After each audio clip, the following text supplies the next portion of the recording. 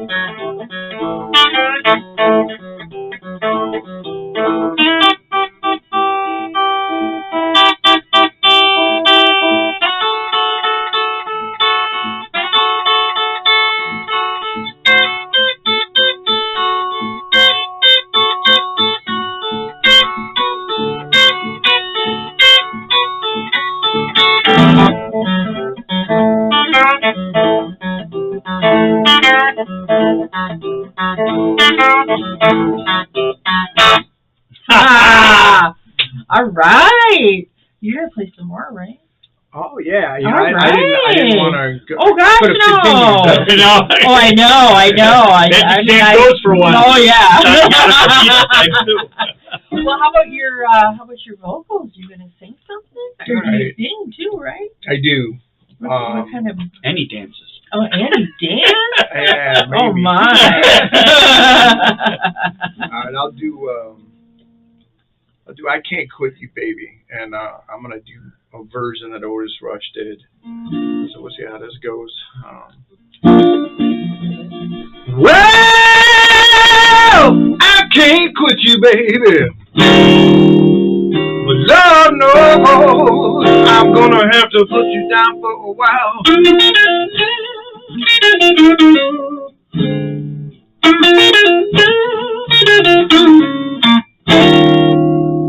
I can't quit you, baby. But Lord knows I'm gonna have to put you down for a while.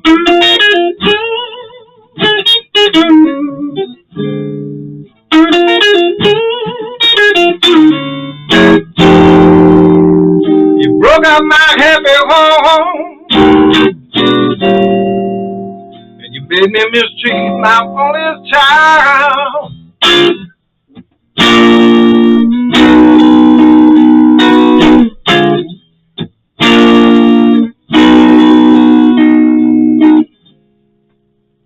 You know I love you, baby. My love for you, I could never hide.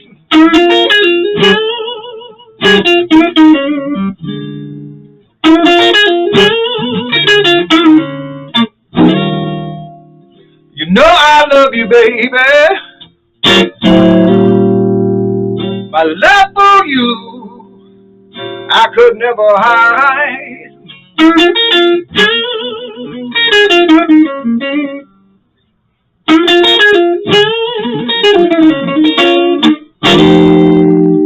That mean I love you, woman. Girl, you my one desire.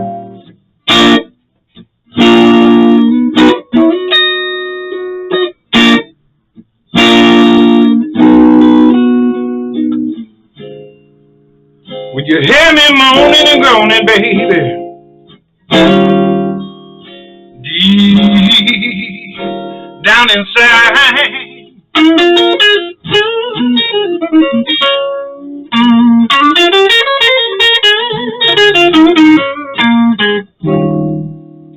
Would you hear me moaning and groaning, baby?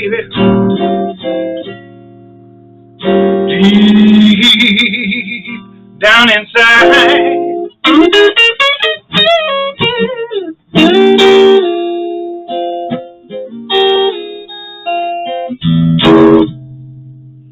That mean I love you, woman. Girl, you my one desire.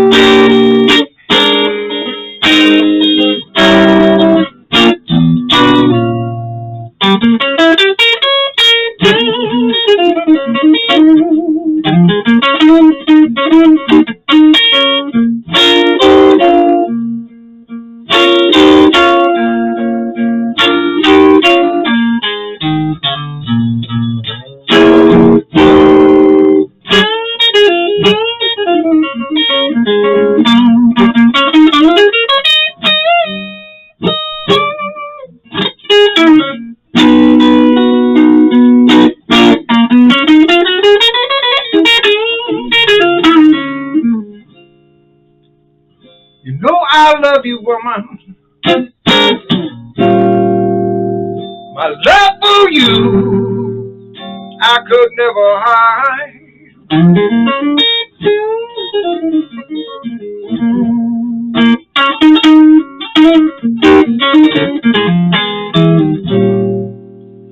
You know I love you, woman. My love for you, I could never hide.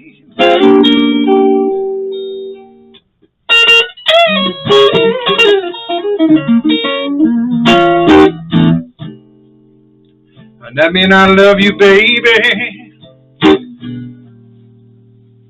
said, girl, you my one desire.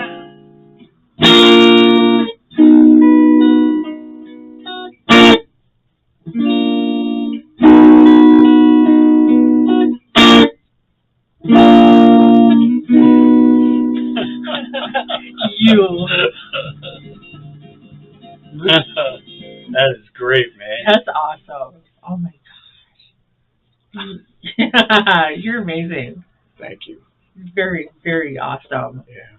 Oh, You know, I learned from really good people. I was just going to ask. Yeah. I got to play with a lot of people that I looked up to, and I got to meet some of those people. By the time I hit the scene in Chicago, some of the guys that I looked up to were still around. You know, like Otis Rush was still around. Albert King was still around. You know, Albert Collins was still around. I never met Albert Collins, but I worked with guys that worked with them. Okay. And you know, I just remember, you know, Otis Rush had, his wife was a Japanese woman named Masaki, and we were at a place called Blues, etc., which I believe it was up on the north side of Chicago. I think that was the name of it. But the bottom line is, it was gone quite a while ago. It went out of business. But Otis was there playing pool, and one of the guys I was working with was a drummer in his band. This guy, Big Ray Stewart. Big Ray's a great artist himself.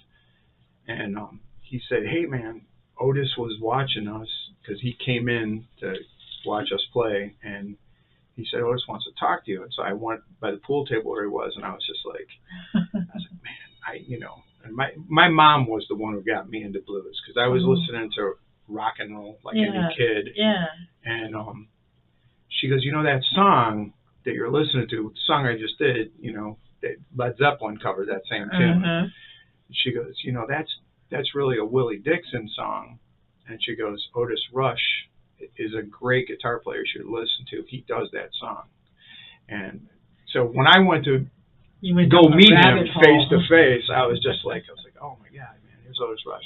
Cowboy hat on. He's such a cool dude. And he was like,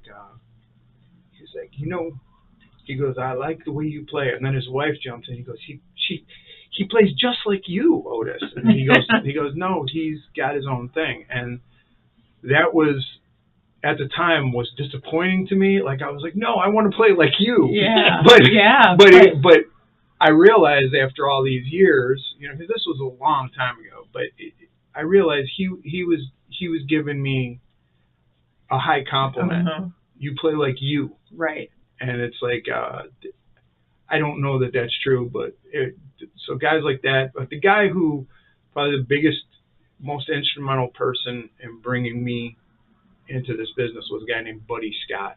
And Buddy Scott was almost like in jazz, there's like Art Blakey and the Jazz Messengers, it's almost like a finishing school for great jazz artists. Not that I'm great, but in the blues field, Buddy Scott was like that in Chicago. A lot of guys came through their band and learned their trade or, their art through this guy, Buddy Scott. And Buddy was a great guitar player and a great singer and a great showman.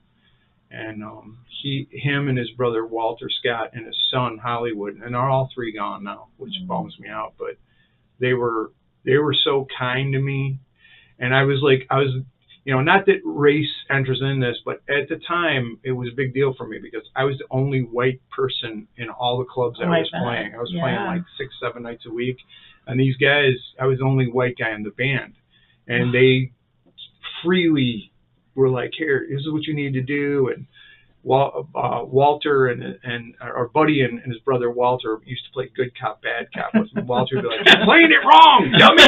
And, but Buddy would be like, you're gonna get it. Oh my gosh. So it was a great thing. And and then there's people that I met in my life, like Sean. Like I played football and wrestling with this guy, and track team and everything. And Sean and I, we started talking again. Not that we were never talking, but it was just our lives diverged. We went to high school together, and then after high school, we went our ways.